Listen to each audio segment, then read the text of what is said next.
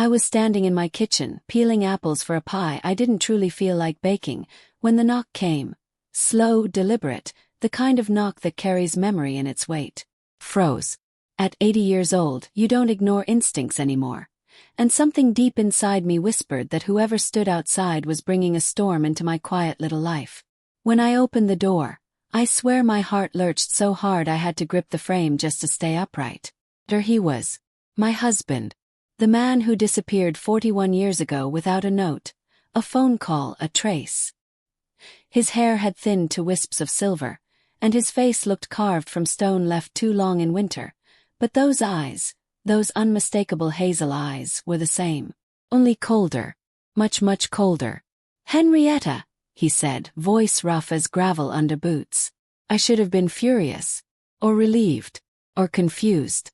Instead, I felt one sharp, nauseating sensation. Fear. Because the man I was looking at was not the man I married. Not anymore. Before I could form words, he stepped closer, uninvited, like he still belonged in the life he abandoned. A faint smell clung to him. Old leather, damp metal, and something I couldn't place but instantly distrusted. My hands trembled, but I held my ground. "You shouldn't be here," I whispered, though my voice sounded smaller than I intended. He studied my face as if searching for the woman he left behind, but his expression held no warmth, no regret, just an eerie, unreadable calm. "I've come home," he said simply. As if that single word could erase 4 decades of silence, of unanswered letters, of raising our daughter alone, of learning to sleep in a cold bed, of learning to stop expecting footsteps that never came. I could feel the weight of the past crushing the air between us, thick and suffocating. "What do you want?" I asked. For the briefest second, his jaw tightened. It was the only crack in his composure. "Everything," he murmured. And that was when I realized I might be standing face to face with a stranger wearing my husband's skin. I stepped back, my fingers finding the edge of the hallway table, steadying myself. My mind raced through memories. Our wedding in that small white chapel in Cedar Hill, the night he held our newborn daughter and cried, the summers we spent laughing in the garden. Moments so vivid and warm they felt like someone else's life entirely. That man had been kind, gentle, endlessly patient. This man was a shadow cast by someone I once loved. His eyes moved past me, scanning my house with a calculating sweep, like he was cataloging what had changed, or what he could take. A faint chill traveled up my spine. "You should leave," I said again, firmer this time. But he didn't. Instead, he stepped inside without permission, shutting the door behind him. The sound of the latch clicking echoed through the house like a warning bell. "I'm not going anywhere," he said, lowering his voice to something terrifyingly calm. "Not this time." That was when the truth began to sink in. This wasn't a reunion. This wasn't closure. This was the beginning of something far darker. He walked further into my living room, touching the arm of the sofa I bought 15 years after he vanished, glancing at the photos of my grandchildren, the cozy quilts, the life I'd built from the ashes he left behind. "You did well," he said. But the tone wasn't admiration. It was ownership. As if everything in the room, every memory, every accomplishment, still belonged to him. My breath caught. I suddenly felt like a trespasser in my own home. "Why now?" I asked, desperate for a reason, any reason that made sense. "Why after all this time?" He turned toward me slowly. "Because I'm ready," he answered. "And because you still owe me." Owe him. My chest tightened. I had spent 40 years surviving the void he created, raising a child who cried for a father who never returned, facing bills, grief, loneliness, and shame. And now he wanted something from me. That was the moment I realized this wasn't just the return of a lost husband. It was the return of a debt I never knew existed, and a danger I wasn't prepared for. I stepped back toward the kitchen doorway, needing space, needing air. My instincts screamed at me to run, but my legs felt rooted to the floor. He watched me with that unsettling calm, like a hunter waiting for a deer to turn its head. "You should sit down," he said, gesturing to the worn armchair I used for reading every morning. The audacity made my blood boil, cutting through the fear with a sudden flare of anger. "Don't you dare walk into my home and order me around," I snapped. His expression didn't change, which somehow made it worse. "There's a lot you don't know, Henrietta," he said quietly. "About me. About the life I had to live. About why I'm back."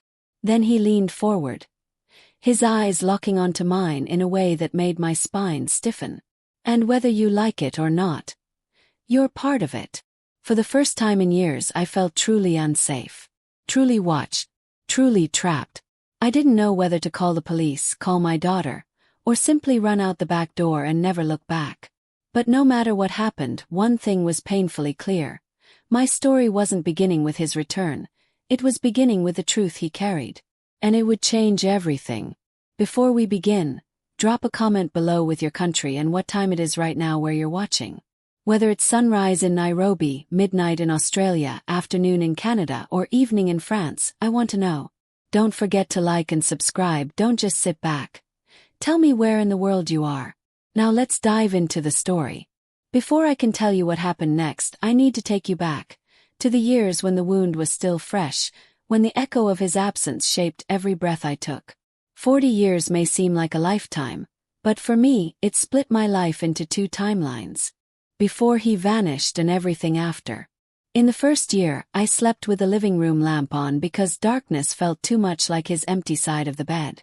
During the second year, I kept telling our daughter Lila that her father was working far away. By the third year, I stopped lying to myself. He wasn't coming back.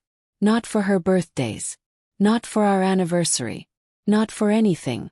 Bills came, seasons passed, and my home slowly shifted from a place we built together to a place I maintained alone. Out of duty, out of stubbornness, maybe out of denial. People whispered, of course. "Poor Henrietta," they'd say. "Such a shame." But no one truly knew what it felt like to watch decades crumble into dust, leaving behind nothing but questions, and the ache of being abandoned without a reason. Lila grew up faster than any child should. She stopped asking why he left after seeing me break down one afternoon while folding laundry, a simple task that suddenly felt like lifting boulders. She was only 10, but she hugged me with the strength of someone much older. "It's okay, Mama," she said. "We'll be okay." And we were, eventually. I took extra shifts at the local grocery store, learned how to patch drywall, and taught myself to balance a checkbook. I became mother and father, protector and provider, cook and mechanic. Some nights I'd sit at the kitchen table, staring at the front door, wondering if it would ever open again. Sometimes I imagined hearing his laugh, or his boots on the porch, or his key scraping the lock. But the silence became its own answer. Over time, I built a life he was no longer a part of. A life filled with routines and small joys, like gardening at dawn or quilting with my neighbor. I even learned how to smile again. Yet in the hidden corners of my heart, there was always one unanswered question. Why did he leave? And why, after all this time, did he return now? People said I should move on. Some even suggested I remarry. But how do you move on when your marriage doesn't end? It just stops existing, like a book someone ripped out of your hands before you finish the story. I waited longer than I should have, holding on to the thin, foolish hope that one day he'd walk back through the front door with an explanation that made sense. But years have a cruel way of teaching truth. Eventually, hope turned into resentment, and resentment hardened into something sharper, something that cut away any remaining tenderness I once felt for him. So when he finally returned, older, colder, and carrying secrets in his voice, I didn't feel the rush of reunion people talk about in movies. Felt dread. Because a man doesn't vanish for 40 years and come back looking like that. Not unless something dark shaped the missing time. And now, as I stood there in my quiet home, I could feel the weight of his years pressing against mine, like he'd brought ghosts with him and expected me to open my door to every one of them. I often think back to the night he disappeared.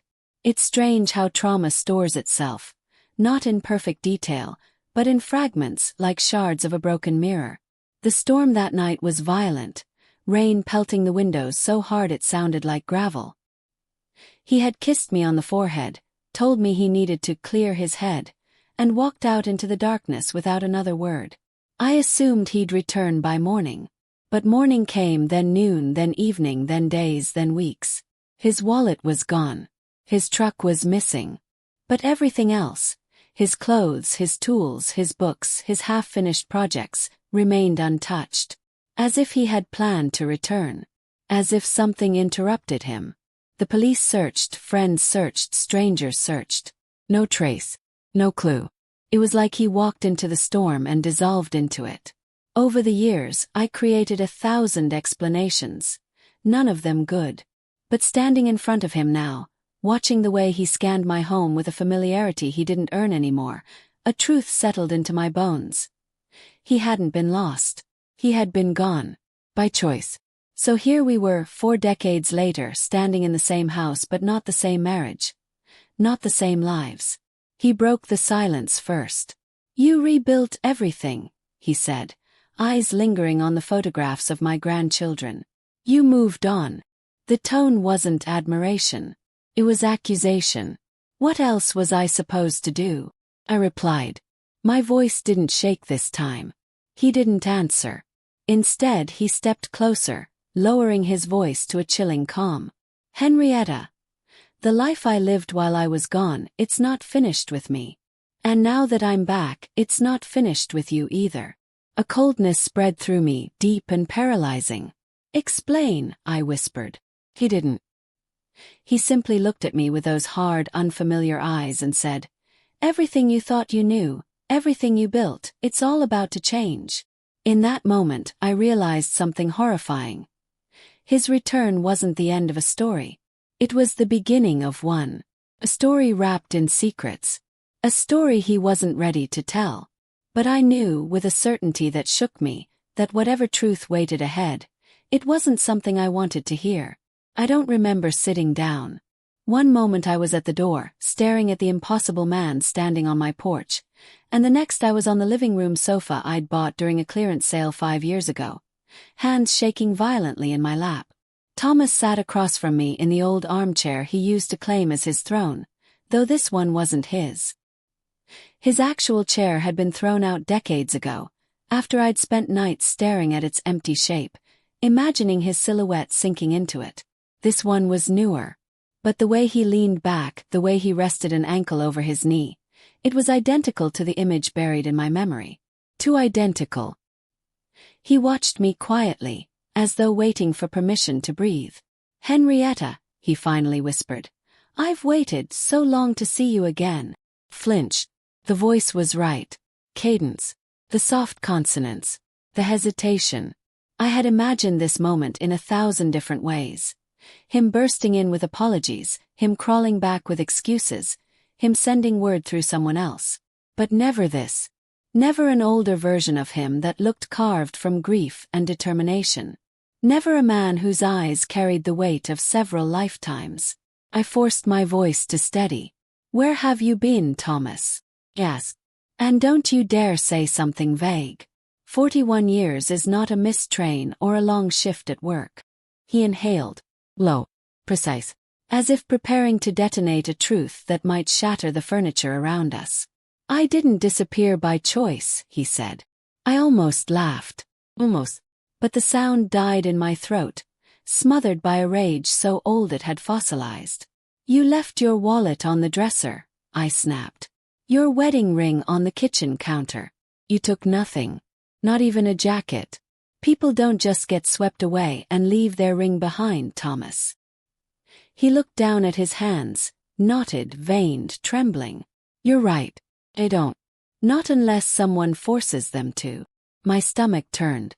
Not because I believed him, but because he said it like a man who had rehearsed it for decades. And because some small, weak part of me wanted there to be an explanation that didn't involve betrayal. "Are you saying you were kidnapped?" I asked flatly. "No," he murmured. "Something worse."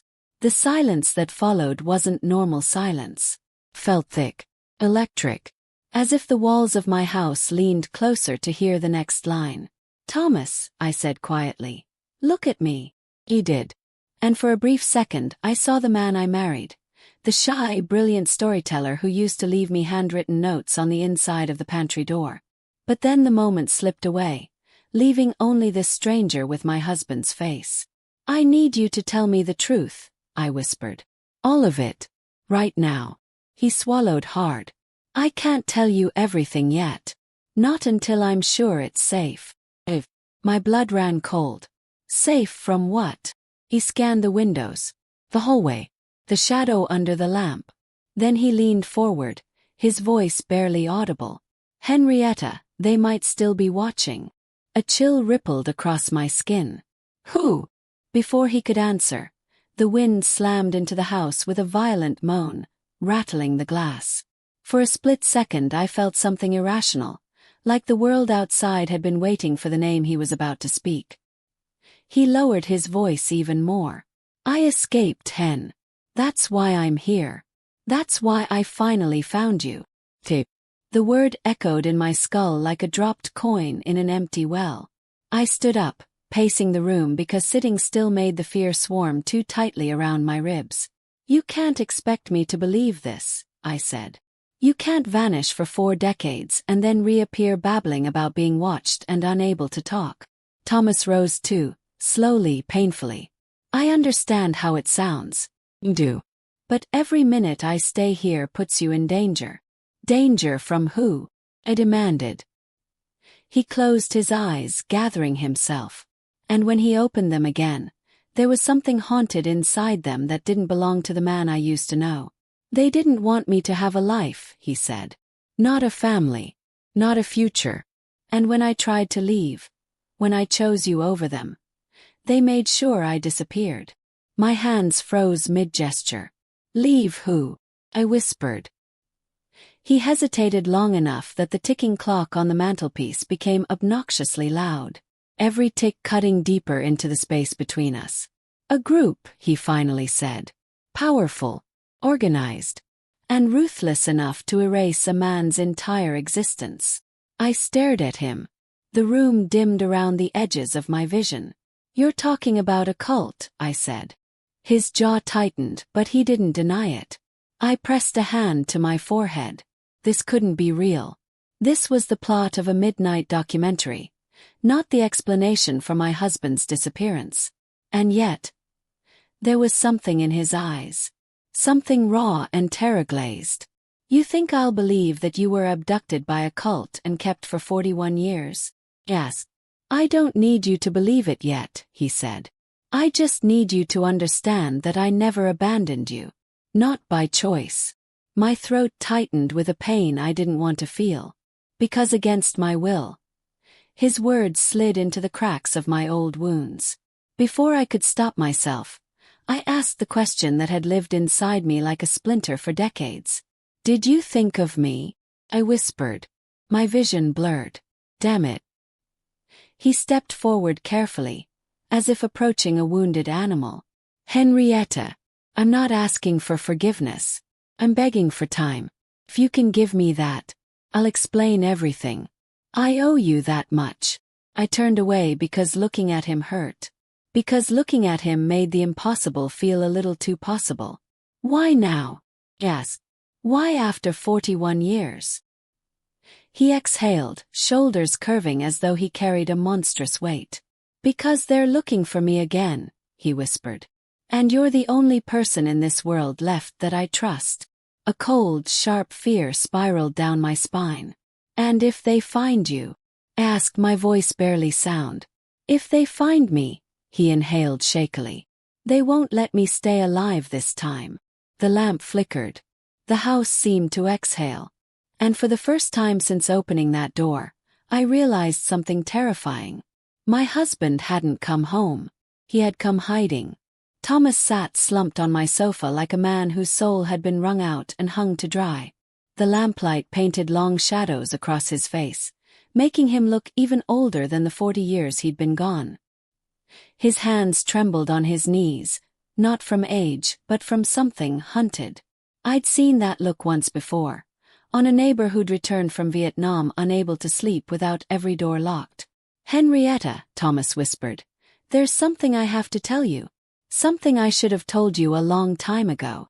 My heart hammered in my chest, louder than the ticking clock on the mantel. "Then tell me," I said. I deserve that much. He lifted his head slowly, and his eyes, those familiar hazel eyes, glimmered with fear, not guilt.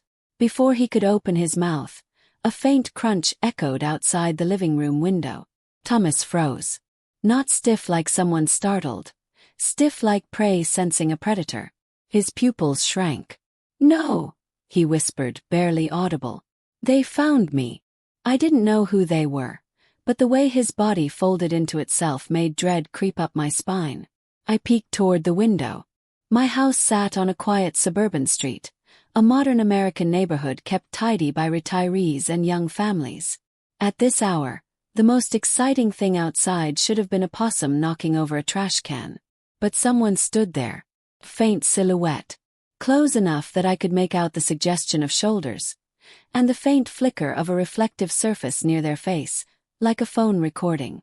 "Thomas, who is that?" I whispered. He shook his head violently. "Don't move. Don't go to the window. Don't speak. They're watching." His voice cracked. "They always watch." I felt my breath leave me. The house suddenly felt colder, as though winter had seeped through the cracks. "Thomas, you need to start explaining." I began, but he grabbed my wrist. His grip shockingly strong for a man who could barely hold his head up moments before. "If I explain now, you're in danger. If they know you know, they'll..." He stopped, jaw clenched, eyes flicking back to the window. The silhouette hadn't moved. If anything, it leaned closer. I've lived long enough to know when fear is real and when it's theatrics. Thomas wasn't performing. He was unraveling. "Henrietta," he whispered, voice trembling. "I didn't come here because I wanted to. I came because I had nowhere left to run." I swallowed, my throat tight. "Then at least tell me what you've gotten mixed up in. I can't help you if..." A sudden metallic tap hit the window pane. Intentional. The kind of sound that communicated one thing clearly. "I'm here." I turned my head sharply. A cold dread washed over me when I realized the silhouette wasn't alone. A second figure had emerged. Taller, broader. And unlike the first, this one raised a hand. Not to knock. To signal. Thomas inhaled sharply, like a man submerged in icy water. "We have to leave," he said. "Right now." The absurdity of the sentence hit me. Me, Henrietta, a 74-year-old woman with a bad knee, was apparently supposed to bolt into the night with a husband who'd been missing 40 years. "Thomas, this is my home. I'm not going anywhere until you tell me what's going on." He covered his face with shaking hands. "I didn't want to drag you into this."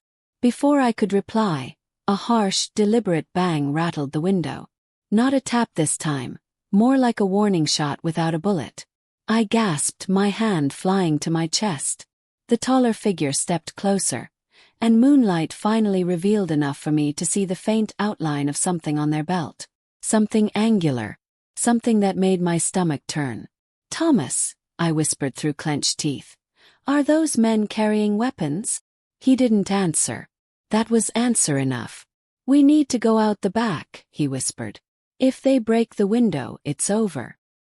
He rose to his feet, wobbling like a newborn deer. I saw then how frail he truly was. Bones too sharp beneath skin that had seen too many winters. Whatever he'd endured these past decades had stripped him to the wire. As another thud hit the window, a small crack spidered across the glass. My breath hitched. Thomas looked at me with desperation so raw it made my heart ache. "Henrietta, I know I don't deserve your trust. But trust me now." I didn't know whether to scream, cry, or slap him.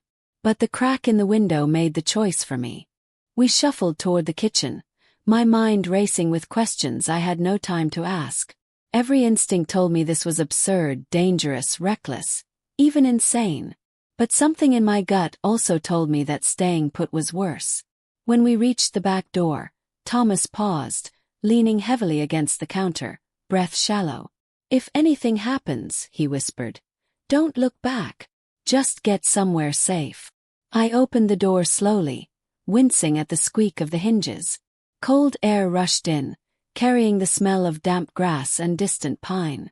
Before stepping outside, I glanced over my shoulder. The window in the living room finally gave way with a sharp crack. The second silhouette reached inside. Thomas grabbed my hand. "Run!" We stepped into the night, the soft glow of porch lights from neighboring homes casting long shadows across the yard. I heard footsteps inside my house. Deliberate, heavy, methodical. Whoever they weren't burglars. They were looking for Thomas. And they were willing to tear apart my home to find him. As we fled into the dark, I realized something chilling. Whoever my husband had become, he was a man being hunted. The night swallowed us the moment we stepped off the back porch, and for a split second, I couldn't remember where my own yard ended and the narrow strip of woods behind it began. The moon was a mere sliver, useless, and every shadow felt like it breathed. Thomas gripped my hand tightly, but I could feel him weakening. Each step seemed to scrape away what little strength he had left. "Slow down," I whispered, terrified he would collapse. "If you fall, neither of us will get far." He shook his head, breath ragged. "They won't stop, Henrietta. Not tonight." His words didn't scare me, his tone did. He sounded like a man who'd spent years running, and knew exactly what happened to people who got caught. Behind us, my house was now lit by the beam of a flashlight sweeping through the broken window. A man's voice muttered something I couldn't make out, but the sound tightened every muscle in my body. We were still too close. "Where are we going?" I whispered. Thomas pointed ahead, into the thick patch of oak and pine. "There's an old drainage trail that leads to the service road. If we reach it, we might have a chance." Not would. That word told me everything. Branches snapped beneath our feet, and every sound felt amplified in the cold air. My lungs burned, my knees screamed, and my pulse hammered so hard I could feel it in my fingertips. I wasn't young anymore. My body reminded me with every shaky breath. But adrenaline has a way of turning grandmothers into sprinters, at least for a little while. We slipped deeper into the narrow stretch of forest, where the canopy thickened and turned the world ink black. Thomas stumbled, catching himself on a tree trunk, and for a moment I saw him wince like something inside him tore. "Thomas, we need to stop," I whispered. "Just for a second." "We can't," he panted. There. A twig snapped behind us. Not loud, but deliberate. My heart nearly stopped. Through the trees, I saw a faint blue-white glow, like a phone screen briefly lighting someone's face. Then it disappeared. Someone was following us, tracking us, slowly, patiently. "Thomas," I breathed. "They're in the woods." He didn't respond with fear. He responded with heartbreak. "I'm sorry," he whispered, voice cracking. "I never wanted them anywhere near you." That was the moment I realized something chilling. These men weren't just following a trail. They knew exactly where Thomas would run. We pushed forward, the brush thinning enough for the service road to appear as a pale ribbon in the distance. Relief hit me like a wave. I could almost taste escape. But before we reached the clearing, Thomas pulled me suddenly behind a fallen tree. "Get down," he whispered. I dropped to my knees, the cold dirt biting through my clothes. He pointed toward the service road. A black SUV sat idling without headlights, engine humming low. A silhouette stood beside it, scanning the tree line, hands resting on what looked unmistakably like a holstered weapon. My stomach churned. They were ahead of us, behind us, on both sides, trapping us like animals. "How?" I whispered. "How are they already there?" Thomas closed his eyes, defeated. "They monitor everything. Phones, cards, cameras, patterns." I slipped away for as long as I could, but once I came back to this city, I knew the clock had already started. I stared at him. "What did you do, Thomas? Who are these people?" He turned his head slowly toward me, expression hollow.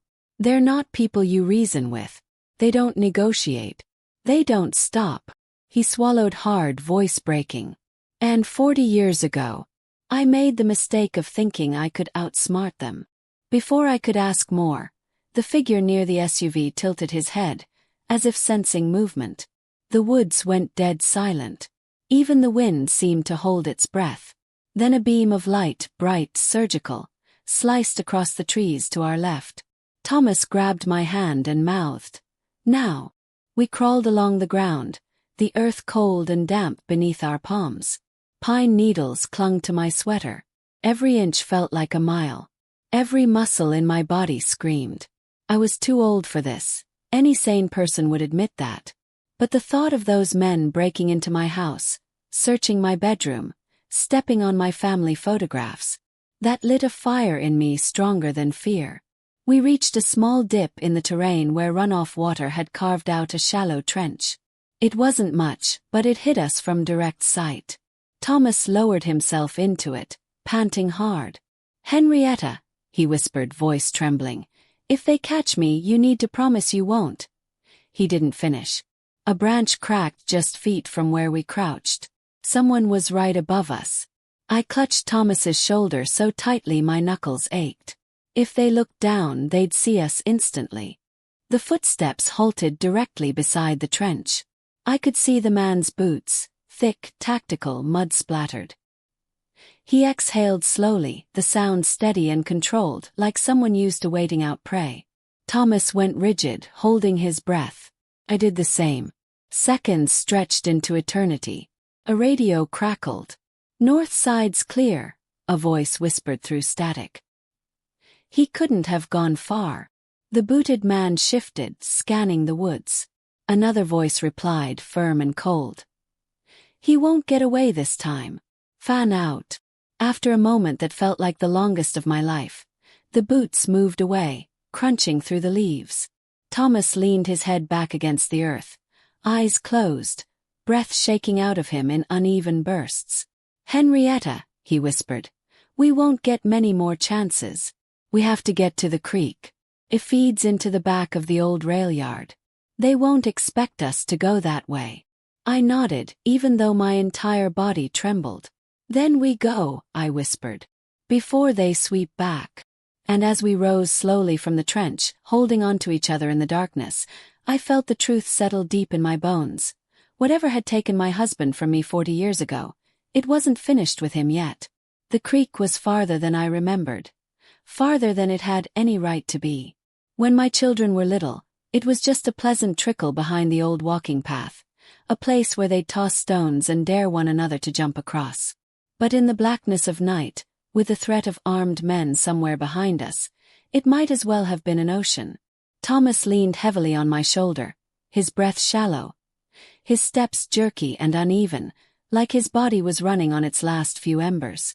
Every few yards he'd stagger, and I'd have to brace myself to keep both of us from falling. I wanted to ask him, again, what exactly he'd done all those decades ago, what made men like that hunt him with such relentless precision. But I also knew the woods weren't safe for answers. Not yet. Not until we could breathe without hearing footsteps behind us. The wind picked up, whistling through the branches in a way that felt almost like a warning.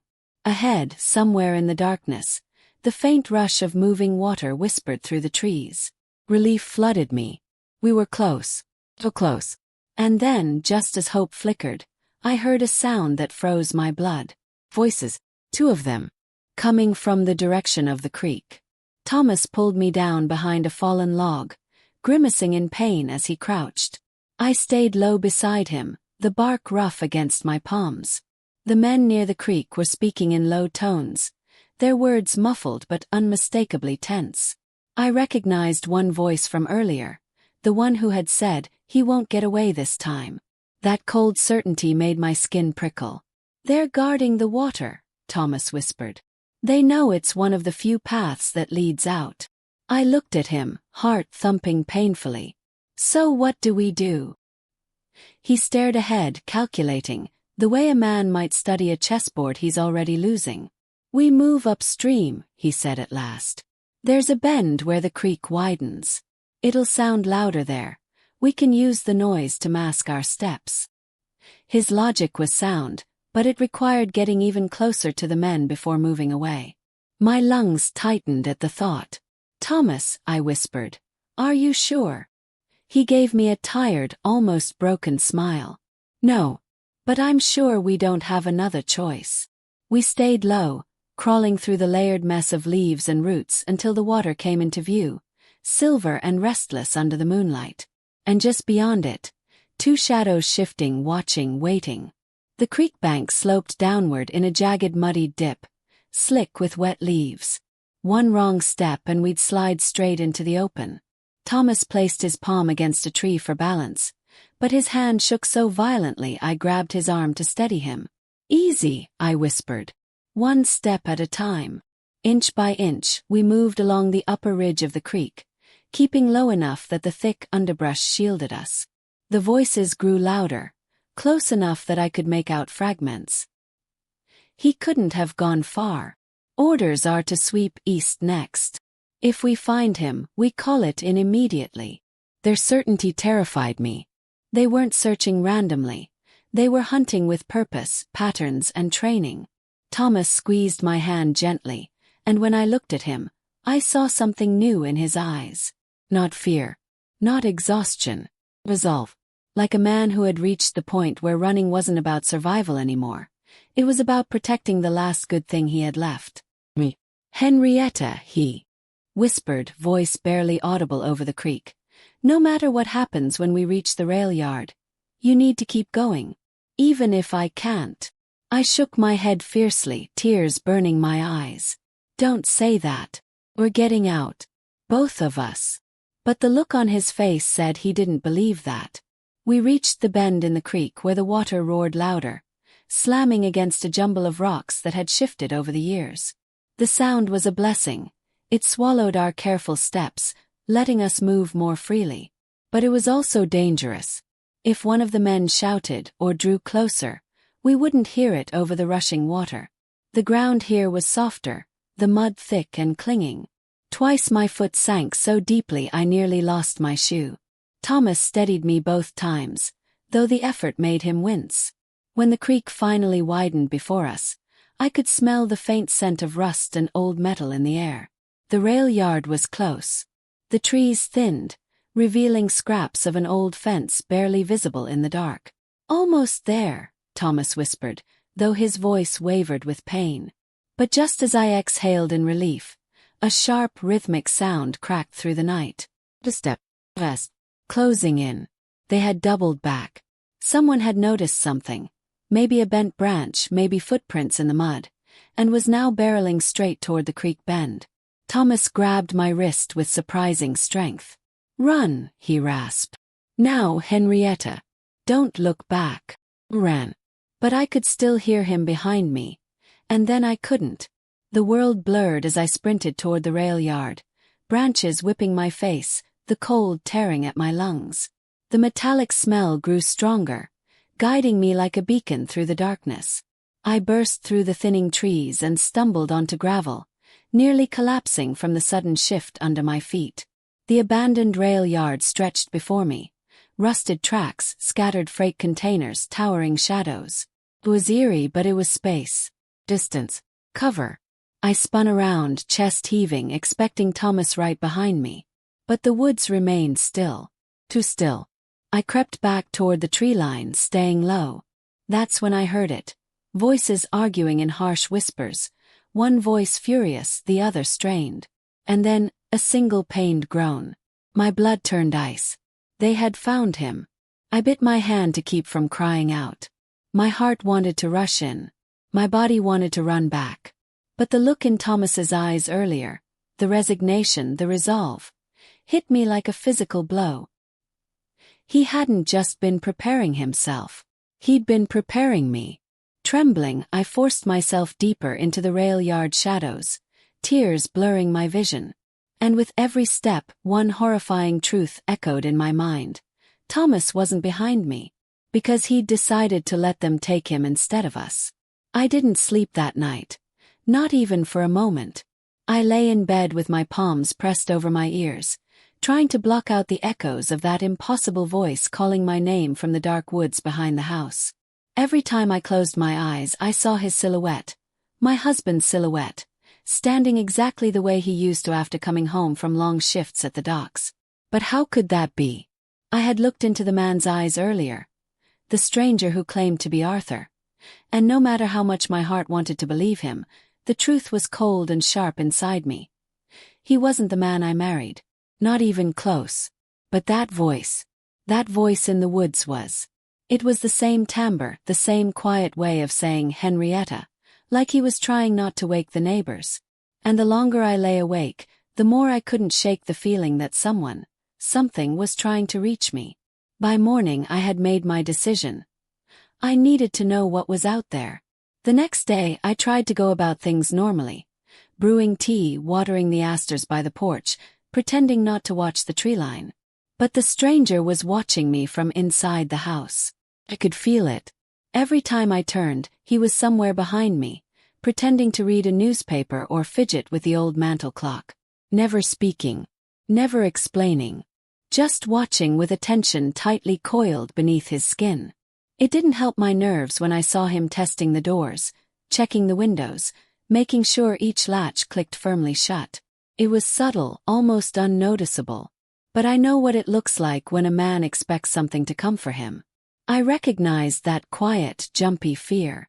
And it made my hands shake as I dusted the shelves. Because if he wasn't who he said he was, then who exactly was he so afraid would find him? By noon, I finally built enough courage to leave the house. I told him I needed herbs from the garden. He nodded slowly, like he didn't believe me but was too tired or too guarded to question it. Outside, the sunlight felt like a blessing after the heaviness of the past 24 hours. The air still smelled like wet pine and soil, the scent the voice had carried with it the night before. I walked toward the woods with my basket hanging at my side, pretending to gather rosemary and sage. But my eyes, good grief, they kept drifting toward the shadows beneath the trees. And then, I saw it. Footprint. Large, deep, and unmistakably fresh. The breath left my lungs. The stranger in my house had small, narrow feet, more refined. But this print. It was the exact size of Arthur's boot print from decades ago. My heart started hammering again, not from fear now, but from the tiniest spark of hope I didn't dare acknowledge. Could it be? Could the real Arthur, my Arthur, still be alive somewhere?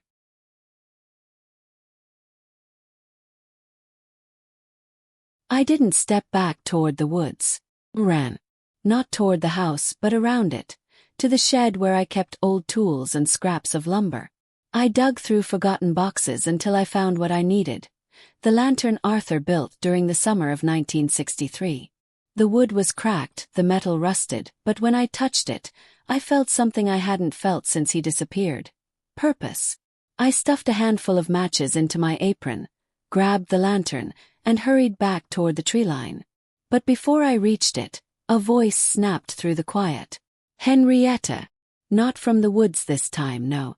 Came from behind me. The stranger stood stiffly at the back door, his face pale. His expression stretched thin with something close to panic. You need to come inside, he said, the words tight and urgent. Now. My skin crawled. Not because of his tone but because, for the first time, I heard something crack in his voice. Something unfamiliar. Something dangerous. I clutched the lantern against my chest. Why? I asked softly. He swallowed hard. His eyes flicked toward the woods behind me. Because the man out there isn't your husband. And he's not here for you. He's here for me. I froze where I stood. The cold lantern pressed against my ribs as the stranger's words settled over me like a winter fog. He's here for me.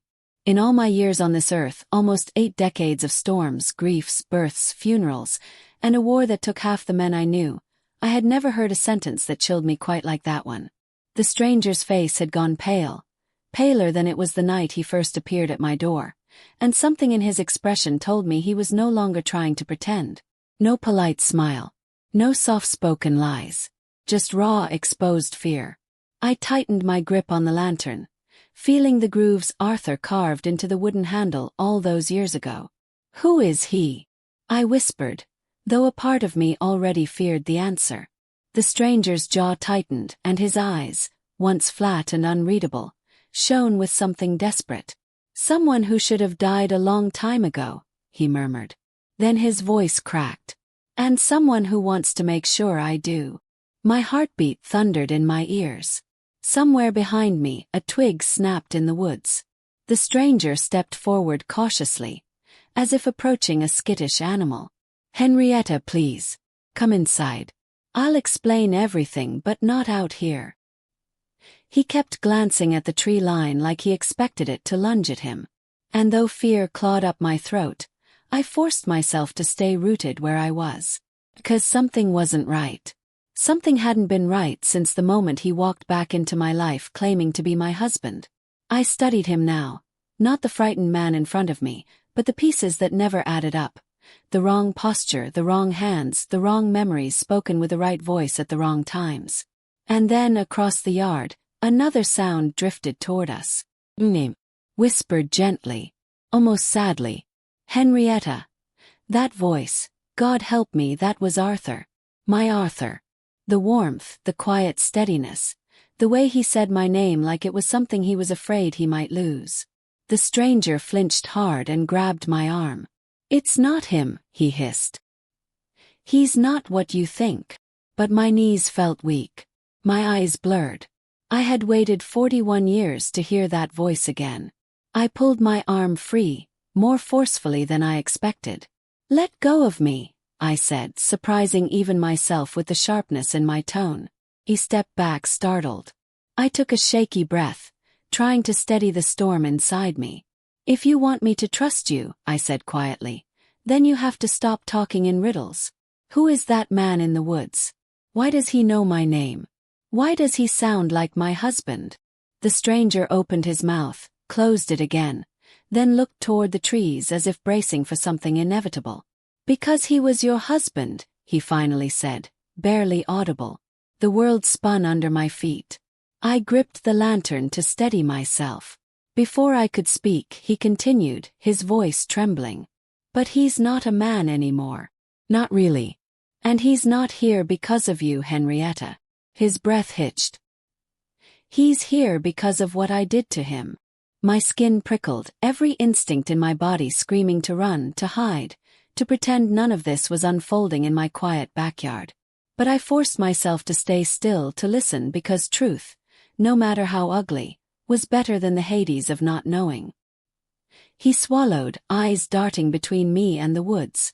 41 years ago, he said slowly, I didn't just work with Arthur at the docks. I owed him. The words hung in the air like smoke. When a deal went wrong, I begged him to take the blame, told him I'd fix everything. But instead, I disappeared, left the country. And when I heard what happened, when they came for him instead of me, I told myself it wasn't my fault. His voice cracked at that.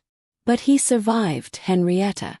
Whatever they did to him, he survived. And he's been looking for me ever since. I felt my knees wobble, horror blooming in my chest. This stranger, the man who had worn my husband's identity like an ill-fitting coat, wasn't just an imposter. He was the reason Arthur never came home. My breath shook violently. And now, he whispered, he's close. Closer than he's been in years. He always knows where I go. Always finds me eventually. His eyes locked onto mine. He won't hurt you. But he will tear me apart. And then the wind shifted, carrying with it a warm, familiar breath of air. Henrietta, the voice said again. I turned slowly toward the woods, the lantern trembling in my hands. A figure stepped between the trees. Tall, broad-shouldered, moving with the same gentle confidence Arthur used to have when approaching a frightened stray dog. My heart lodged in my throat. Even in the fading light, I could see the outline of him. The slope of his shoulders, the tilt of his head, the way he held himself like a man who had carried too many years of sorrow. The stranger behind me swore under his breath and stumbled backward, nearly tripping over the garden stones. Don't go to him, he pleaded. Please. You don't know what he's become. But I barely heard him. Because the man stepping out of the woods, he didn't look like a monster. His hair was silver now. His clothes torn and weathered, his face, though shadowed, was unmistakably older than memory. But it was him. My husband. My Arthur. The ache inside me cracked open as he reached the edge of the yard, stopping just at the line where sunlight met shade. His eyes, they found mine with the same tenderness I once woke up to every morning. And when he spoke again, his voice trembled with longing. "Henrietta, I'm home. I don't remember deciding to move. My feet did it for me, pulling me forward as if some old invisible thread between Arthur and me had been tugged after 4 long decades." The lantern's glow bobbed weakly across the grass as I stepped toward him, every breath a sharp ache of hope and terror swallowing each other inside my chest. Behind me I could hear the impostor, now exposed, trembling, hissing my name like a warning. But I ignored him, because Arthur stood only a few yards away, silver-haired, ragged, and yet somehow still the man I once kissed under our church's wooden archway on a rain-soaked May afternoon. When he stepped closer, the light caught his face, and my heart cracked. He was thinner, his features carved by years of suffering, but his eyes. Oh, those eyes. The same warm hazel, the same quiet softness that always saw me before the rest of the world did. He reached a hand toward me, slow, gentle. "Henrietta," he whispered, as if the name hurt to speak. I raised my lantern slightly, and the shadows peeled off him like old paint. "Arthur," I breathed. "You came home." He nodded once, before a trembling shudder rippled through him like something inside was unraveling. That shudder changed everything. It wasn't a normal tremor, not the kind brought on by cold or age or exhaustion. No, it looked like pain. Deep, bone-deep pain that twisted through him and forced his breath out in a ragged groan. He stepped back as if trying to shield me from seeing it, his hand dropping to his side. "No, don't," I whispered, following him instinctively. But behind me the impostor shouted, "Henrietta, stop. You can't help him. You don't understand." Turned furious. "You don't get to say his name. You don't get to warn me. Not after what you did." The guilt on his face flickered like a dying flame. But before he could answer, Arthur took another step forward, this one unsteady, unnatural. His fingers curled inward, his shoulders tightening, his breath wheezing as though something inside him fought against itself. "Arthur," I whispered, my voice trembling. That's when I saw it.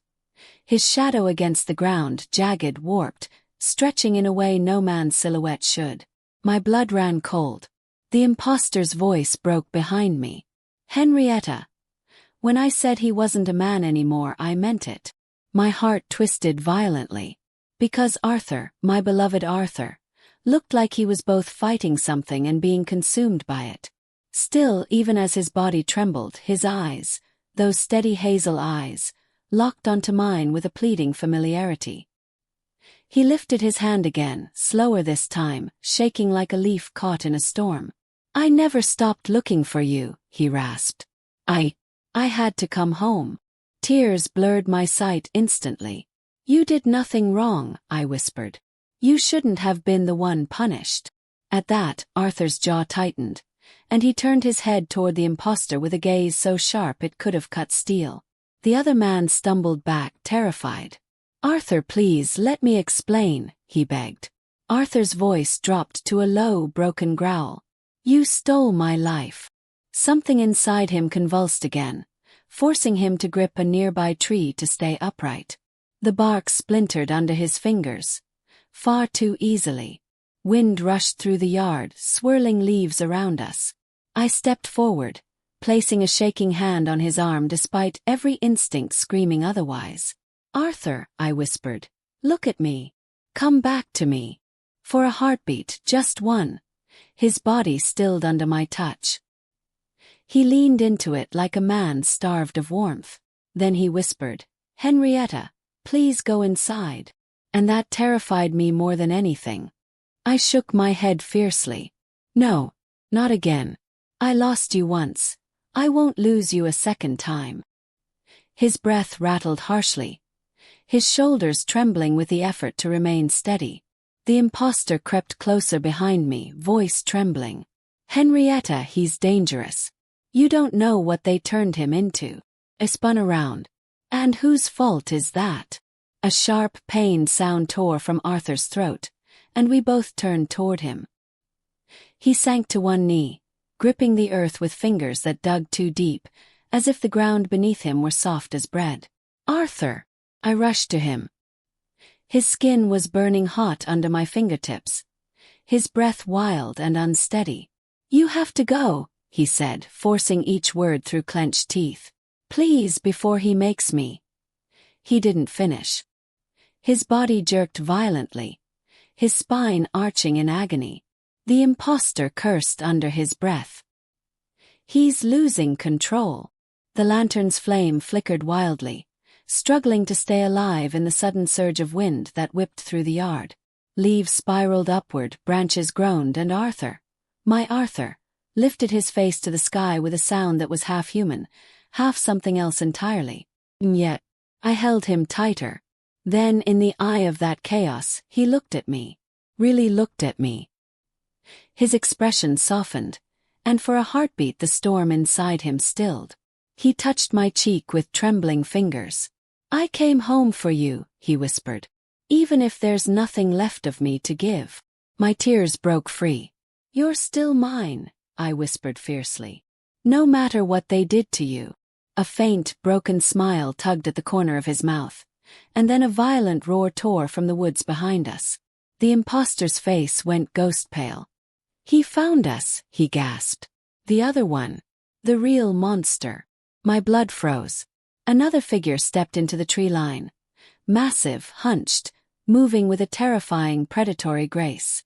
Arthur jerked in my arms, his body responding instinctively to the presence behind us. "Henrietta," he whispered urgently, "if you stay, he'll kill us both." I shook my head, gripping him tighter, refusing to release him after 41 lonely years. "I'm not leaving you." And as the monstrous shadow in the woods stepped closer, Arthur rose, slowly, painfully, to his feet, pulling me behind him with whatever strength he had left. "Then," he rasped, eyes blazing, "I'll protect you, even if it kills me." The creature stepped from the woods like a nightmare taking shape, massive shoulders rolling forward, its breath frosting the air in ragged bursts. The moon caught the edges of its face, revealing twisted remnants of a man buried beneath layers of brutality. Arthur stiffened in front of me, every muscle taut, every instinct sharpening into something primal. For a brief moment, the two beings, my husband and the monster that once shared his captor's chains, stood across from each other with a terrible understanding. I could feel Arthur's body trembling, but not from fear. Resolve. Even after everything that had been done to him, even with half his humanity fraying at the edges, he stood between me and death without hesitation. "Stay behind me," he whispered, voice strained. "Don't run unless I tell you." My heart thundered painfully against my ribs as the creature tilted its head, sniffing the air like it could taste my fear. Then it locked eyes with Arthur, releasing a guttural sound that rattled the wind chimes on my porch. Arthur stepped forward. "It ends tonight," he murmured. And when the creature lunged, my world shattered into motion. I didn't scream. Couldn't. The sound was knocked out of me as Arthur collided with the beast, the impact shaking the ground beneath my feet. They tore into each other with a violence no human body should have endured. The lantern eye dropped rolled across the grass, its warm glow casting their shadows into monstrous shapes, two tortured souls locked in a desperate struggle. Arthur fought like a man clinging to his last purpose. Every movement was sharp, desperate, fueled by something deeper than rage, love. He ducked under the creature's swing and struck its jaw with a crack that echoed through the trees, but the monster barely staggered. It grabbed Arthur by the throat and slammed him into the dirt. "Arthur!" I cried, rushing forward before the impostor seized my arm, stopping me. "You'll get him killed," he said urgently, pulling me back. "He's fighting because you're here.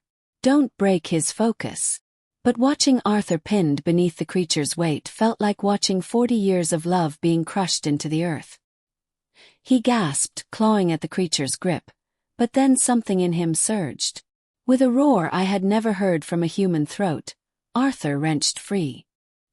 He rolled to his knees, chest heaving, eyes blazing with a mixture of pain and determination. The creature lunged again, but Arthur dodged and drove his shoulder into its ribs, sending them both stumbling into the tree line. Branches snapped beneath their weight. Birds scattered from the canopy. Every sound felt amplified, every breath razor-sharp. I followed to the edge of the yard, watching the lantern light flicker against the chaos in the trees. "Arthur, please," I whispered, gripping my arms around myself as if I could hold the fear in place. The imposter stood beside me, his voice low. "He's stronger than before, but he won't survive this. They damaged him more than you know." My throat tightened. "Then help him." He shook his head, shame flooding his features. "I tried for years. But this part was always his to face." A sharp cry split the night, Arthur's.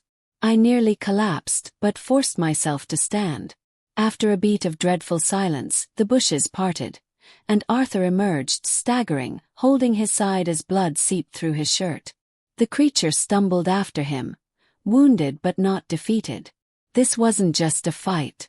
It was the final chapter of 2 ruined lives. The creature charged one last time, its movements slower now, fueled by desperation and fury.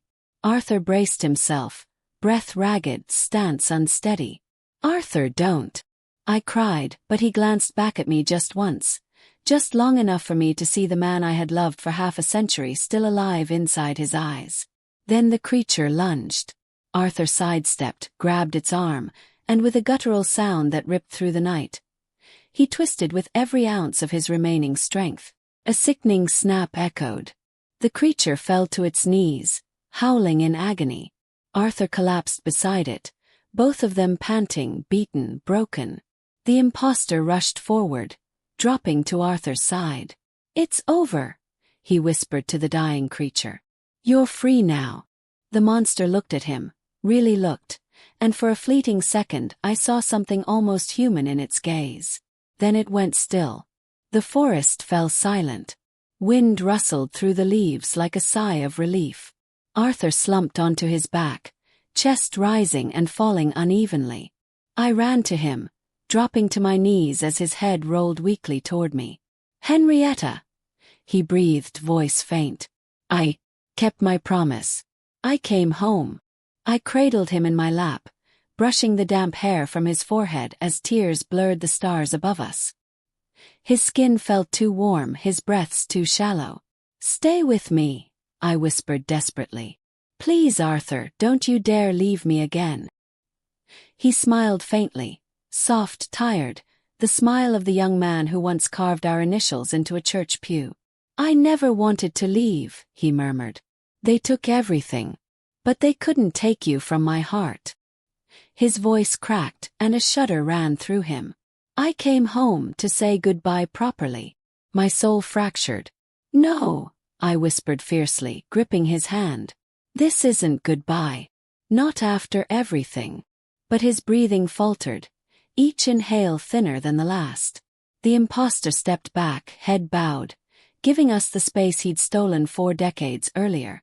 Arthur's eyes glimmered as he looked at me, truly looked at me for the last time. "Thank you," he whispered, "for waiting for the man I used to be." Then, with one final breath, he went still in my arms.